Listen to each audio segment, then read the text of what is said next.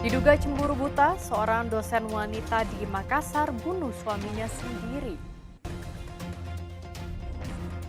Asik-asik, boom! Balik lagi dengan Beta Ahmad Khalifah di ruang audit. Bahasa Bugis, Bugis. Magaje bahasa Toraja, Turaja. Mulai ada kaju. bahasa Makassar, Kami kumantang. bahasa Tae, Tai. Tae, Tumbai.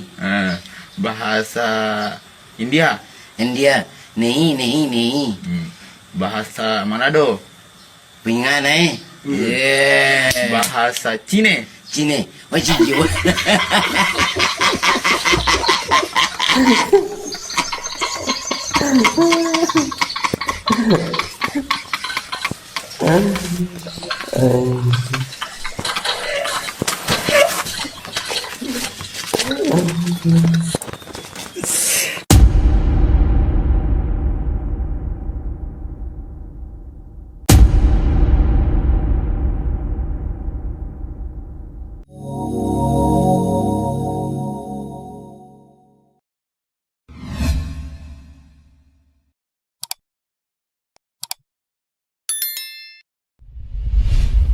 Gimana videonya? Lucu ya kan?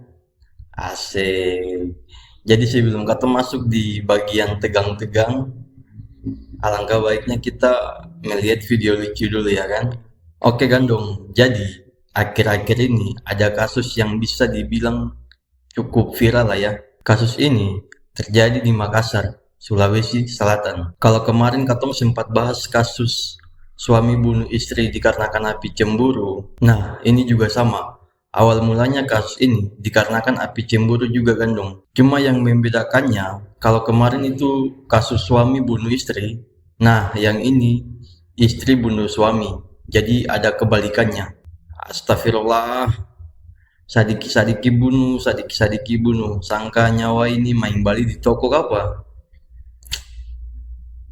Oke Gandong, jadi kayak apa kasusnya? Langsung saja gaskan. Seorang istri yang berprofesi sebagai dosen di salah satu universitas di Makassar terpaksa diamankan pihak kepolisian usai menikam suaminya hingga meninggal dunia. Peristiwa itu terjadi tepat hari Rabu tanggal 30 Oktober 2024. Pelaku yang berprofesi sebagai dosen itu diduga terbakar api cemburu hingga menikam suaminya hingga tewas. Total ada 3 luka tikam yang terdapat di bagian tubuh korban dan semua mengarah ke perut korban.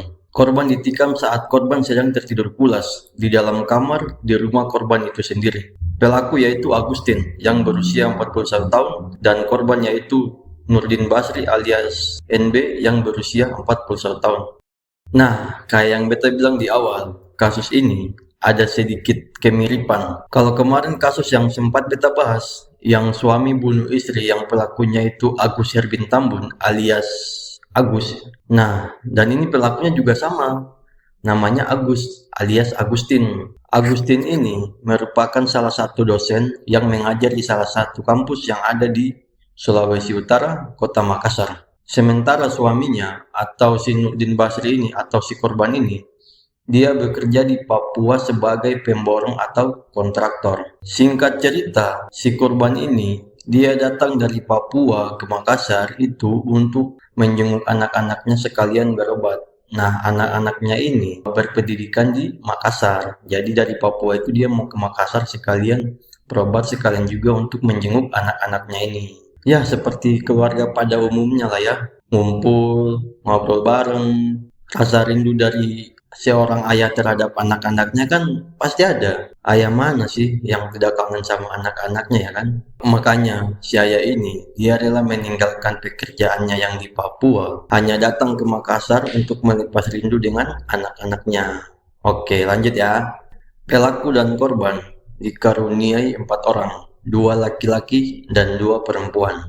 Setelah sampai di Makassar, tepatnya di rumah mereka yang berada di perumahan Kria Bukit Antang Sejahtera, Kota Makassar, Sebelum kejadian itu, keluarga Pasutri ini sempat didatangi oleh ketua RT setempat. Jadi, paginya ketua RT ini datang ke rumah mereka untuk berkunjung. Ya biasalah, basa-basi ya kan, ngobrol-ngobrol biasa layaknya RT dan warganya ya kan. Kata Pak RT yang bernama Sadikin ini, dia bilang sebelum kejadian itu pelaku dan korban masih terlihat mesra dan masih aman-aman aja gitu. Masih komunikasi juga antara korban, istri korban, dan mertuanya. Singkat cerita, tepat pukul 11 malam, pelaku dan korban masuk ke dalam kamar.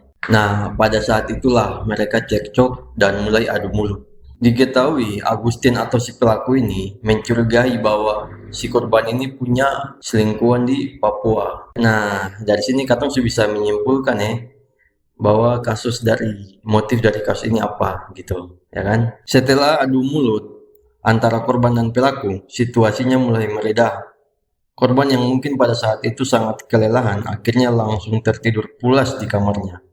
Pada saat itu juga terlintaslah niat jahat pelaku untuk menghabisi korban. Lantaran masih sakit hati dan tidak puas adu mulut dengan korban, karena korban ini dia tidak mengaku bahwa dia itu berselingkuh. Nah, kalau yang ini beta masih belum tahu pasti apa betul korban ini benar-benar selingkuh atau memang itu hanya pemikiran atau tuduhan sepihak saja dari pelaku. Karena beta sudah cari tahu di beberapa link berita kayak di liputan6.com, Kompas TV, dan lain-lain, itu tidak menjelaskan dan tidak ada bukti bahwa si korban ini dia benar-benar berselingkuh. Rata-rata informasi yang kita dapatkan itu dari pengakuan pelaku. Jadi pelaku ini bilang dia sakit hati karena korban itu dia berselingkuh. Suaminya ini dicurigai oleh istrinya selingkuh.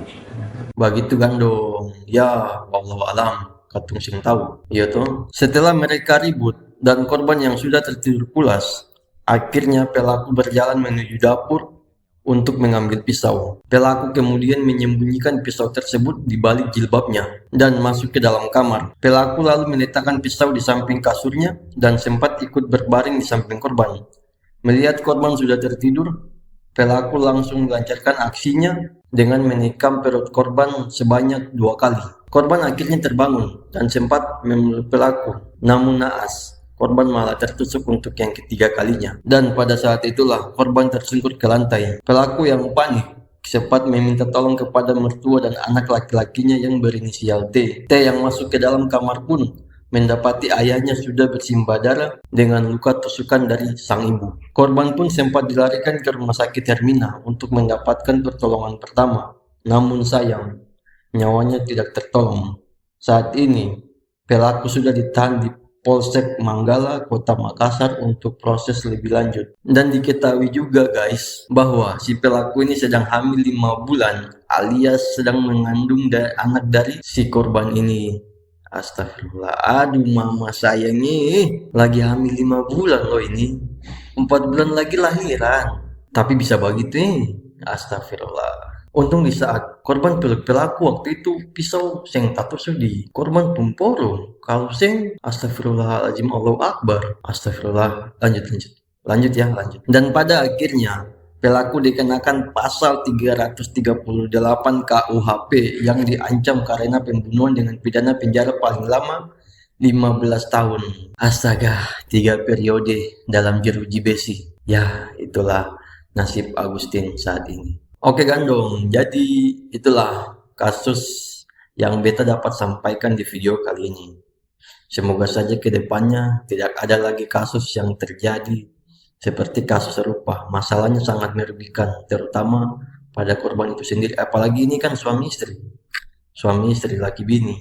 Tapi sangat berdampak sekali, terutama untuk anak-anak mereka ya.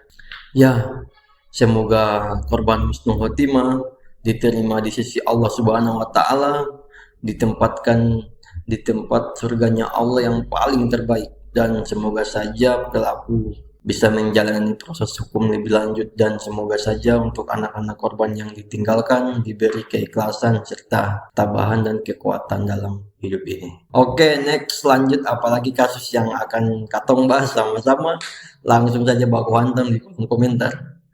See you, goodbye next time. Happy weekend gandong.